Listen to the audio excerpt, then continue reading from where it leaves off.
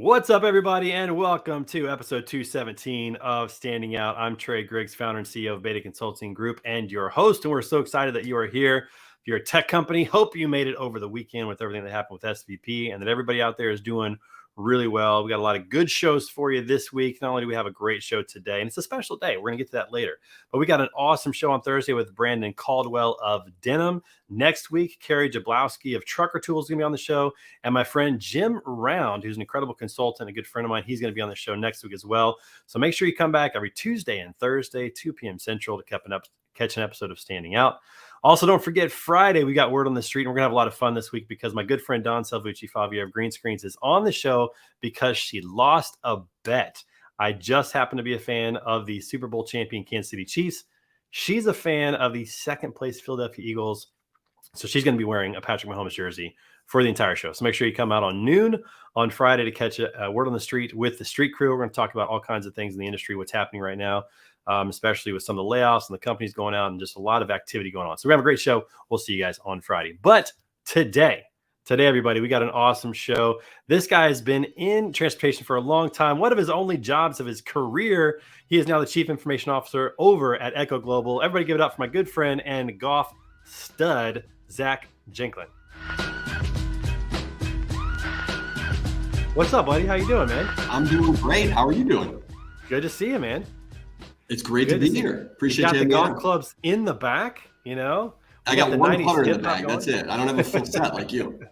Well, see, that's all you need, but I keep them in here because I'm fortunate. I've got 10-foot ceilings in my house. So I can grab a pitching wedge and I can go, swing in the living room when I'm just feeling a little frustrated or just need to relax. So, I got to have the full bag in here. Just the way it works. Smart move. So, I'm still working on convincing Echo to put in the simulator. I don't think there's got to be a simulator. I mean, just think about, the culture alone would just shoot through the roof with that. That's for sure. I've got noisy, maybe. I have noisy. A little bit. I can't get a simulator in the house, but I do have a vaulted garage. I'm trying to tuck my wife into that. So maybe one of these days we'll make that happen. But we'll see what happens with that. All right. So Zach, real quick, tell everybody just a little bit about yourself and what you do over at Echo. Yeah, sure. So I am currently our CIO over at Echo Global Logistics. We're just over a $4 billion freight broker and managed transportation provider in North America. I was joking earlier with Trey. I've had 3 jobs my entire life. 3. I worked at a coffee shop for 4 years when I was in high school. I quit that because I went to college. I worked for 4 years at a country club up in Lake Forest called Conway Farms, doing bag work, caddied a little bit, worked in the pro shop. Did that job for 4 years, quit because I graduated college. And then I've been at Echo ever since. So I first job right out of college, I got a finance degree from Northern Illinois, started at Echo in 2008. A lucky story that people say, like, hey, you got to be lucky and good to get where you are in your career. I started off very lucky. I was debating between 2 companies when I came out of college. One was Echo. It was referenced by like 2 people that I knew, up and coming startup. You should check this place out. And one was Merrill Lynch. I was going to take an iBanking job and move to New York. And it was going to pay me more to go move to New York and work for Merrill Lynch. But the references were really pushing Echo. And so I decided to take that one. And I was very happy about that because this was May of 2008. So I would have been fired from Merrill Lynch 5 months later, probably. In hindsight, you made a great choice. And, the truth is a lot of times the highest paying job doesn't end up being the best job. It happens quite often. So glad it worked out. This one turned out to be a good fit. And then it's just been a number of really fun and exciting jobs for me as the company's gotten bigger. I've gotten a lot of cool opportunities at Echo. I started for about 9 years leading different finance functions within the organization. I had an FP&A team, incentive comp and payroll. I had a BI reporting analytics group. And when we were a public company, I ran investor relations for a while. And then that led me into about 4 or 5 year stint leading our corporate strategy. I got started in that role. We had just completed the Command acquisition.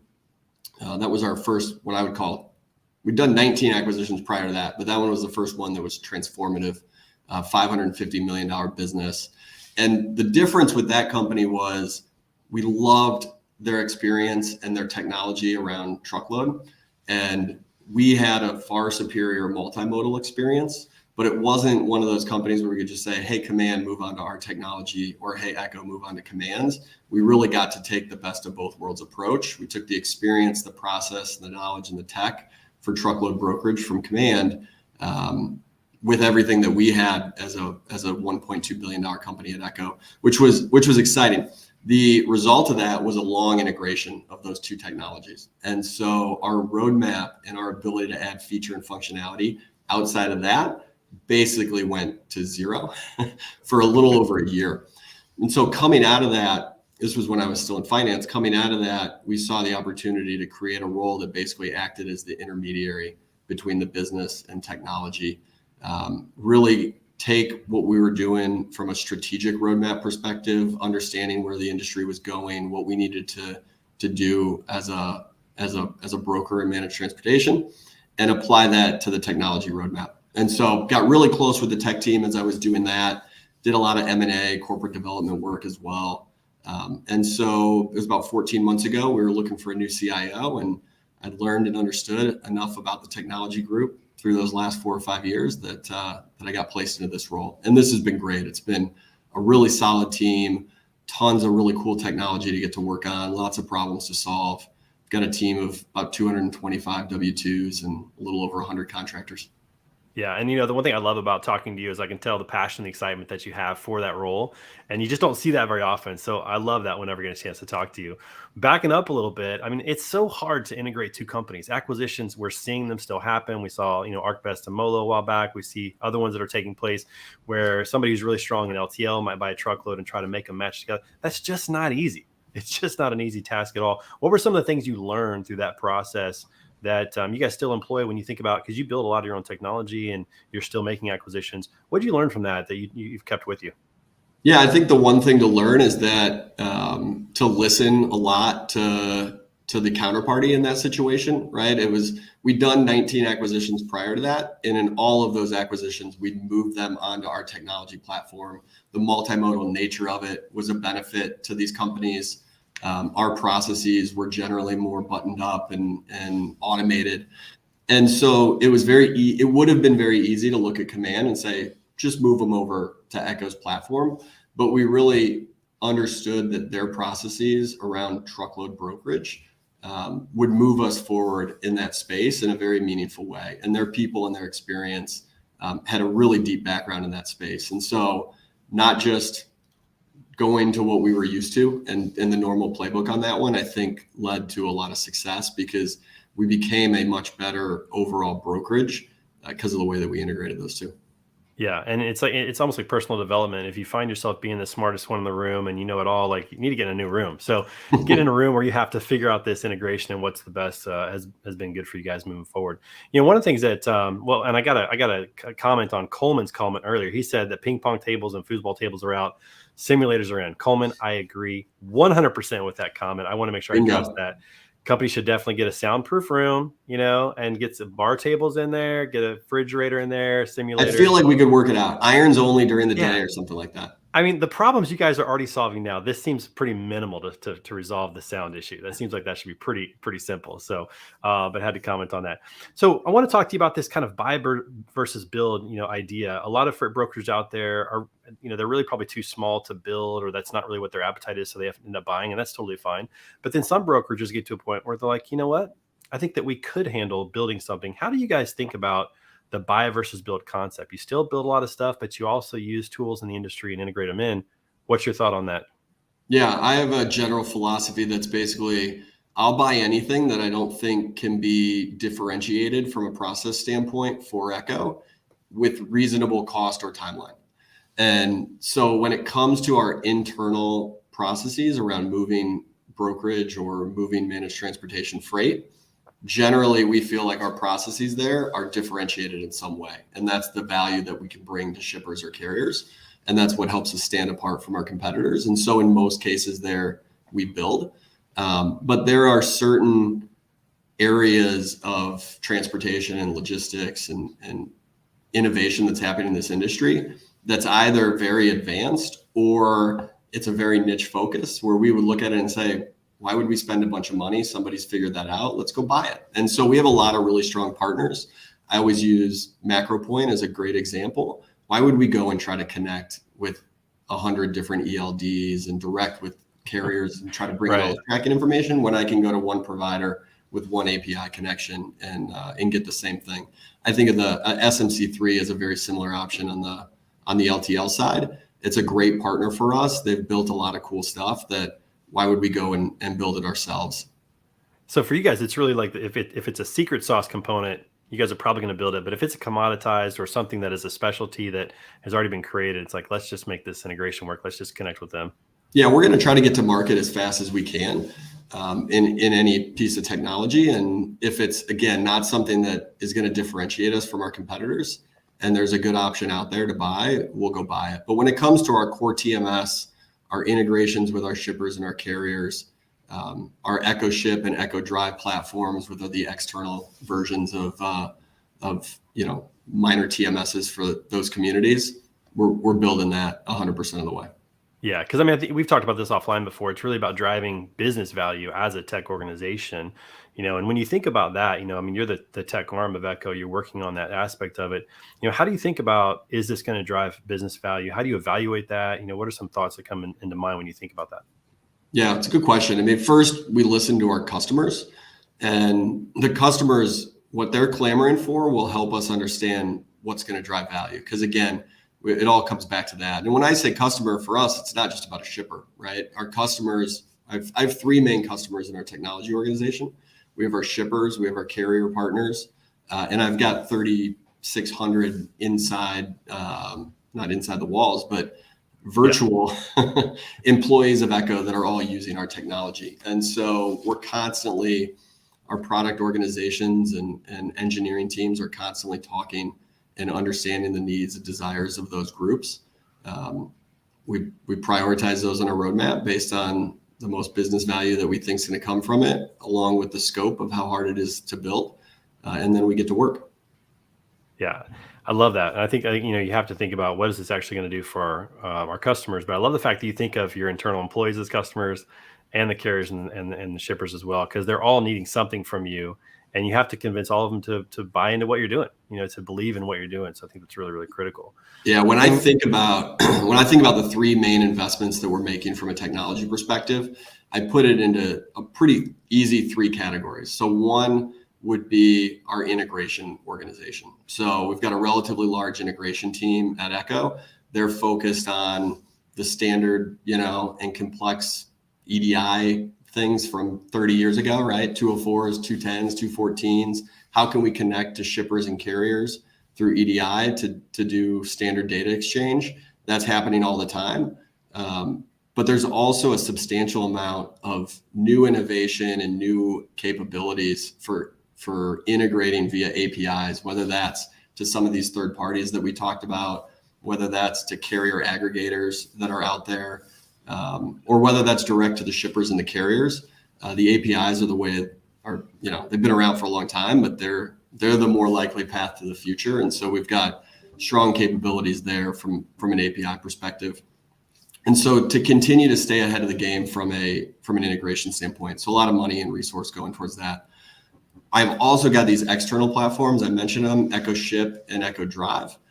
Echo Ship is targeted at small to mid-sized shippers. Think of it as like a small TMS for them. They can quote their shipments, they can book shipments, they can track freight, pay for invoices, they can see reporting and analytics right there in front of them.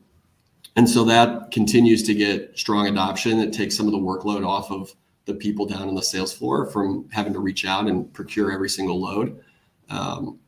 And then Echo Drive is our portal for the carrier base. We've got a strong web portal and a mobile portal. They can get access to our available loads. That's what probably drives the most amount of value to the carrier base. They can see all of Echo's truckload freight in one spot. They can see book it now prices, post books, post bids, et cetera. And then in the next few weeks or short term, we'll be able to do automated carrier negotiation as well. So we'll get bids in place and be able to automatically respond or negotiate via an algorithm, which is exciting for us. Yeah, and I love hearing about Echo Ship. Sorry, go ahead. Oh, no. Then I was just going to say the third component is this internal TMS, which is really what all this is connected to. And again, lots of areas where we're focused on adding feature and functionality to that technology, making things easier for our employees, adding automation, improving the workflows. All that gets taken into consideration there, because all these external integrations and the external platforms, all that freight comes back into one core TMS that we built. Yeah, it's an amazing ecosystem you guys have built, and I like hearing about Echo Ship because, man, it's amazing how many small to medium sized manufacturing organizations, shippers don't have technology. They're still using spreadsheets and things like that. So it's a huge value add for them, which is awesome. Yeah, that's a really big, not to cut you off, that's a really big part of our business. So when we first started, our background was LTL for both managed transportation and the brokerage space. So we targeted a lot of these small to mid-sized shippers. And we've obviously matured into a very large truckload provider that supports customers of all sizes, Fortune 100 all the way to the mom and pops. But the software for Echo Ship to be able to support those small to mid-sized businesses, it adds up to a lot of revenue at the end of the day. Yeah, it does. That's for sure. And I wanted to ask you this question because I don't get to ask this too often. You said you've only had 3 jobs in your whole life. I've had 3 jobs since COVID started. I mean, so we're just different people, Zach. We're different people. But I wanted to ask you this question: what has really changed since you started Echo? And looking forward to kind of project, what do freight brokers have to do to be successful now to really compete in 2023 and beyond? Yeah, so I've gotten to experience a lot of really fun and exciting change at Echo. Like I said, we've probably done 22 acquisitions since I've been here. So that's clearly been a big part of the story. But on top of that, it wasn't just a growth story from acquisition. There's a lot of organic growth over that same time period. When I got to Echo, we were maybe 100 employees in early 2008. We're upwards of north of 3,000 today.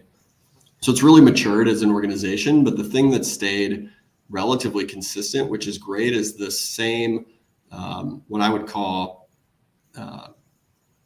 culture of hard work, roll up your sleeves, figure things out, always wanting to be better. We have 5 values at Echo. One of them is better is the only option. That's by far my favorite one, because again, no matter how long I've been here, I've said this, Trey, I've always said the day I get bored is the day I'll look for another job. I've never once been bored at Echo. And again, I think it comes back to that value. Better is the only option. There's a lot further that we can go as a broker as well. We've come a long way in the 15 years I've been here. We've got a lot further that we can go. So that's what keeps things interesting every single day. And I think that, what do we need to do to be successful going forward? We just need to keep with that same culture of trying to be better, listening to our customers, listening to our carriers, understanding what their wants are, and never settling or getting complacent in what we're doing. I think that's what's going to make us stand apart and allow us to continue to provide really good service to those 2 communities.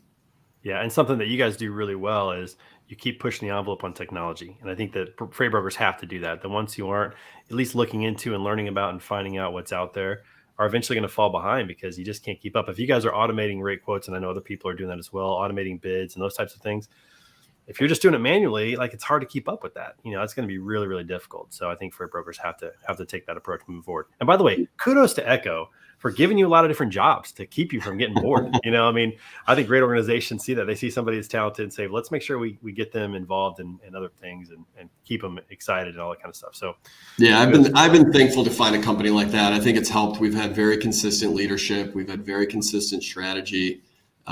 From the beginning here, it hasn't been a revolving door at all from a leadership perspective, and so it's a company that continues to find opportunities for not just me. It worked well for me personally, but it's a company that continues to find opportunities for all of our people to continue to challenge them. Yeah, Echo has this weird vibe of feeling like a startup, but also seeming like a company that's been around for a long, long time, like an established company. You guys have found that balance in a way that's it's quite interesting, but it's all good. All right, listen, we got to pause, Zach, because every day on the show we like to celebrate the national day. Some are normal, like a President's Day, or we got Easter coming up, stuff like that. But some of them are kind of weird. Do you know what today's national day is? Today's a good one. I know it's Pie Day. Is that it? That's it. It is National Pie Day, and for those that don't know, of course, that is the ratio of a circumference to a diameter. In case anybody cares about that. Listen, in honor of Pie Day, I figured at least one of us has to have pie. Now, I don't know if you have pie in your office, but I have. Wouldn't it be random if I just had pie office. in my office? I have pie in my office. I've got a nice little piece of apple pie here, and I just figured that you should just be on my podcast watching me eat apple pie. It looks delicious. Is it warm? It's not warm yet, but it will be tonight because I'm going to celebrate with my kids, and we're going to have apple pie with ice cream, and it will be warm tonight. I was going to say you need it a la mode. I know I did, but if I put ice cream on before that, it would have been just a soggy mess at this point. So not good.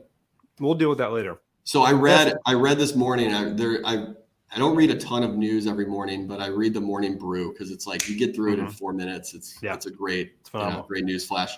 And at the top of it, I read that like in 2006 or 2007 or something like that, somebody listed off 100,000 digits of pie. Yes. That's insane. From like memory, from memory. It took like 13 hours or something like that. Yes. I mean, that's insane to think about that. Yeah, I know what you're talking about. I don't know the name, but that actually is. I have no clue who it was. I think that's cool, but also I think that nobody should have that much time. That's a weird hobby. Or be that smart. I mean, I don't know. I'm sure it's quite a bit just to not get lost in all that. It's pretty wild. All right, so let's talk about actual pie. What's your go-to pie? What do you got? Coconut cream, probably go-to pie. Really? Oh, yeah, okay. Always been my favorite. My grandma used to make a great coconut cream pie. Do you think it's the emotional attachment and kind of growing up to it, or is it just like the flavor is the best? Like what's a good really question. I enjoy coconut cream pies that are not hers, but maybe it takes me back, There's something about that, that's for sure. I'm a pumpkin pie eater, but you only get that 90 days out of the year at the most. So that's all right. It keeps it interesting for you. It does. I mean, gives something to look forward to. Something to look forward to. My stepdad makes this really crazy peanut butter pie. And I'm a sweet tooth guy, and I mean, it is like rich, but it's the kind of thing where if he gets invited to a party, they're like, "No, don't show up without your peanut butter pie." It's that kind of thing. It's quality, so it's pretty good. So everybody out there, enjoy Pie Day. Get yourself a piece of pie and enjoy that. And then Zach, we like to play a few games on the show as well. So we got a game today. All right, today we're going to play an episode of.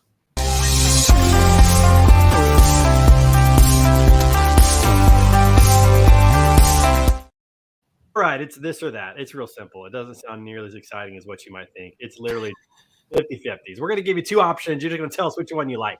All right? Okay. I got it. First option is hot weather or cold weather, and I think I know the answer here. Oh, hot weather, easily. 100%. Not a cold weather guy. Golf clubs. I mean, is there any option? Why do we live in the Midwest? You're Chicago, I'm St. Louis.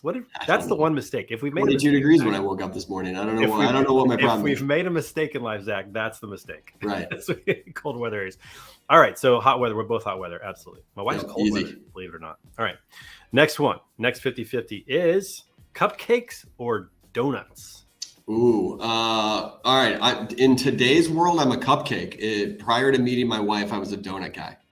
Really? Again, go back to my first job in high school was a donut shop called Denny's Donuts in the airport of Bloomington. So I ate a lot of donuts in high school, but my wife makes a great cupcake. So I've transitioned. I'm the same way. I like donuts. I've always liked donuts, especially some of the interesting ones like Voodoo Donuts in Portland, Oregon. But my daughter makes really good red velvet cupcakes. Those are the best. You ever put an Oreo? You ever put an Oreo right in the bottom of one of those? No, in the like underneath it before you bake it. Put the I don't not dough. Put the Oreo in, and then the batter. The batter, then the Oreo, then fill it on top with batter. Okay, that's a whole nother. Okay, all right. I gotta tell my daughter about that. We're gonna have to try that this weekend. That sounds amazing. All right. Okay. So the third one, the third 50-50 or this or that today is Connect Four, Tic Tac Toe, taking us back a few years. Connect Four, much fewer ties. That's true. Yeah, much fewer ties, and it's always fun to like set somebody up like chess. You could almost kind of set people up in that game. Yeah, I'm with you. I'm Connect Four all the way. All right. I played. I'm going to take it back to golf for 1 second. I played in a simulator one time that had Connect Four as one of the games. So you hit a chip. Yeah, and you had to hit it. You try to hit it to where you wanted it. That would actually be fun. Although, not being so great at golf, I would lose to you because I couldn't even hit the one I was aiming for. I'd get lucky if I won because I'd hit the wrong one. All right. Next, this or that is sweet potato fries or regular fries. There's only one answer here, Zach. I mean, regular. No. Sweet potato? No, dude, come on. Okay, listen. I don't need my French fries to be healthy. Have you had sweet potato fries in a crisper, like in one of those new Ninjas or something like one of those fries? Dude, those are Okay. with a little, I mean, I'm not against the sweet potato fry, but I'm a big honey French fry guy. mustard to drop it in. Oh man, I'm telling you. Just put anything in a waffle fry form and I'll be happy. Now, if it's a waffle fry, I'm with you. It doesn't need to be sweet potato. Like that's too far. Sweet potato waffle fries is ridiculous. They should not exist. That's if you have a waffle fry, it should be fun and unhealthy. That's the way it should be. All right. Sure. The final this or that of today's episode is Batman or Superman. Which one? I'll go Batman. The movies are better. Batman. I was never really a cartoon or a cartoon guy, but I'm going Batman. Yeah. Comic book, I'm gonna go Superman because I always wanted to fly. That'd be cool. Like, yeah, that would be. I mean, that alone, I could care about anything else. The X-ray vision, who cares? But to be able to fly, that's Batman didn't really have any superpowers other than kind of being just beat people up, badass a little bit. Yeah, exactly. Maybe that's why you like him. That's it. Well, that was this episode of.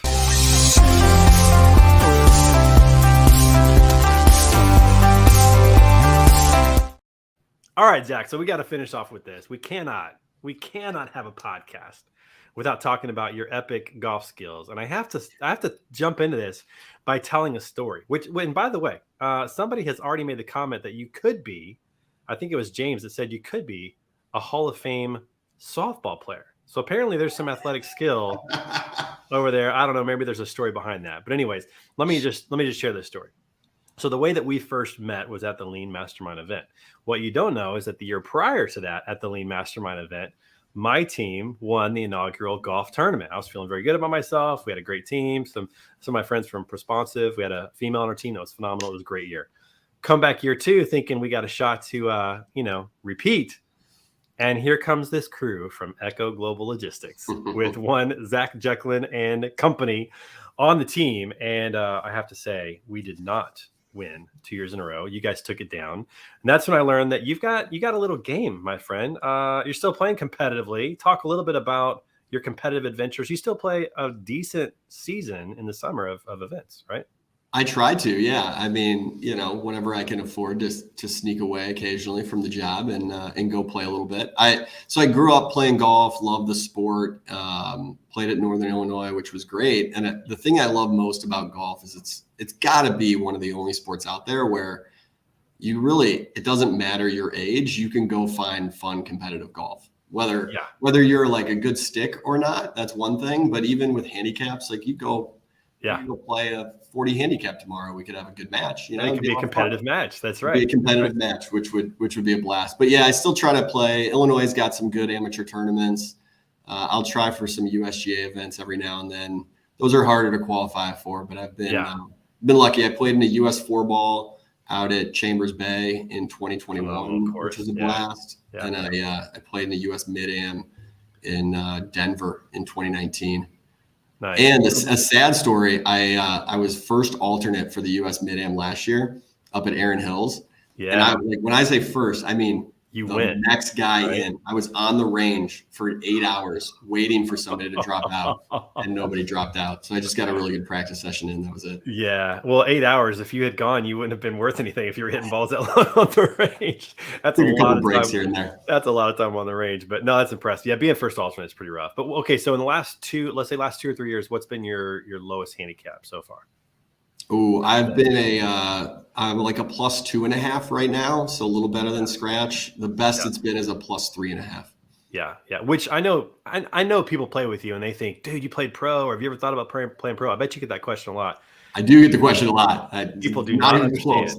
People do not understand that even at a +3, like I think that John Rahm, they said that like in the last 3 months, he's a +12 or something, +13, which that doesn't even make sense. That doesn't even make sense to me.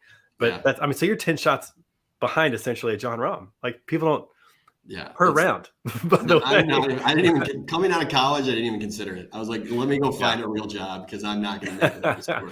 There's guys that are good that think they can make it. Then there's guys that are really good that know they can't make it. That's you. And then there are the guys that make it. That's kind of the tiers of how it works out. And you've got the proper perspective that you can still play some really good golf.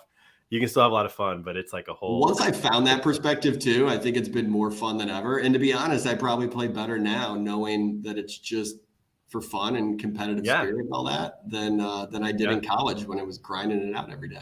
But that's a good thing too, is that you can play competitive golf. I mean, I can't go play competitive basketball really, but I can go play competitive golf now, and that it's worth it. So I'm looking forward to the day that we get to play someday, because I haven't seen this in person. I just saw your score, and I hated you from the very first moment. I hated that. We're gonna make it happen this summer for sure. That's awesome. Well, hey, Zach, listen, thanks so much for being on the show. Appreciate you having on the show. Gonna have to have you back real soon, and keep up the great work over at Echo, man. You guys are doing a great job. I appreciate it. Thanks, Trey, for having me. Yep. We'll talk to you soon. Yep. And everybody else out there, thanks so much for being on the show today and participating. We appreciate that. Go get yourself a piece of pie, or maybe a red velvet cupcake with an Oreo in the middle. That might actually trump the pie. But either way, have a great day. And we will see you right back here on Thursday for another episode of Standing Out. See you soon.